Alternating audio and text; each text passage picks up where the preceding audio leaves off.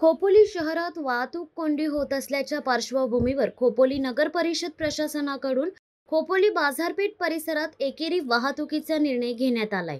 त्याची अधिसूचना जारी केल्यानंतर 30 दिवसात लेखी स्वरूपात हरकती व सूचना सादर कराव्यात। त्यानंतर या वाहतूक नियमाची अंमलबजावणी करण्यात येईल असे आवाहन करण्यात आले होते। परंतु अधिसूचना जारी झाल्यापासून 10 दिवस उलटत नाहीत। तोच आज शनिवार 17 मे 2025 पासून खोपोली शहरात एकेरी वाहतूक नियमनाची अंमलबजावणी सुरू करण्यात आली। दरम्यान ही अंमलबजावणी नसून ट्रायल आहे असे पोलिसांनी सांगितले।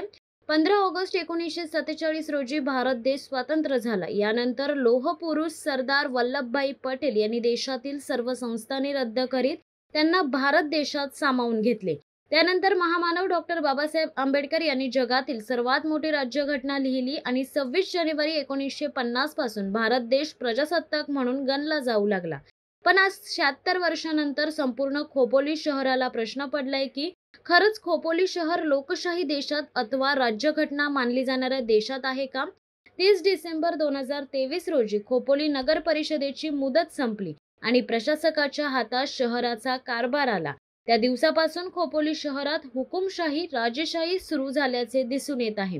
प्रशासक मनमानीपणे वागत असल्याचे अनेक वेळा दिसून आले। आज पुन्हा ते अधोरेखित झाले।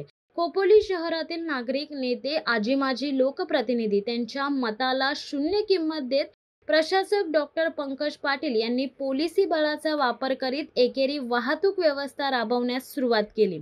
ठिकठिकाणी पोलीस कर्मचाऱ्यांना तैनात करीत आज एकेरी वाहतूक व्यवस्था राबवण्यात आली।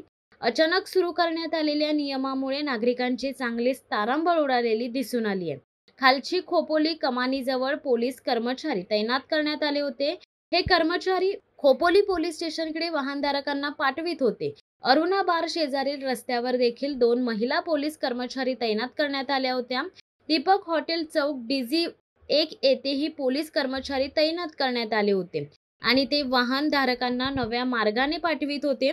खोपोली नगर परिषद बरखास्त झाल्यापासून प्रशासक खोपोली शहराचा कारभार पाहत आहेत। मनमानीपणे निर्णय घेत खोपोलीकरांना त्रास देण्यात आलाय। त्यात आता एकेरी वाहतूक व्यवस्था राबवित खोपोलीकरांना बंदिस्त करण्यात येत आहे।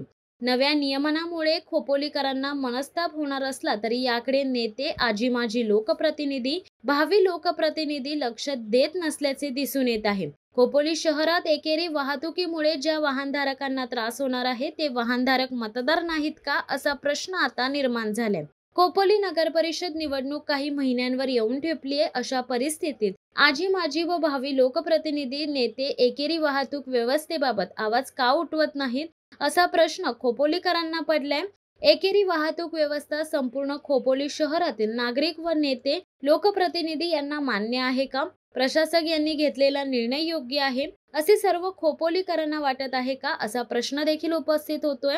एकाही नागरिक, सामाजिक संघटना, राजकीय पक्ष, नेते, लोकप्रतिनिधी यांनी एकेरी वाहतूक व्यवस्थेबाबत हरकत घेतलेली नाही का, असा प्रश्न उपस्थित केलाय।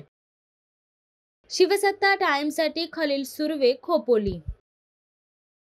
दे धडक बेधडक वृत्त देणाऱ्या आपल्या शिवसत्ता टाइम्स न्यूज चॅनलला लाल बटन दाबून सबस्क्राईब करा आणि बेल आयकॉनला क्लिक करायला विसरू नका।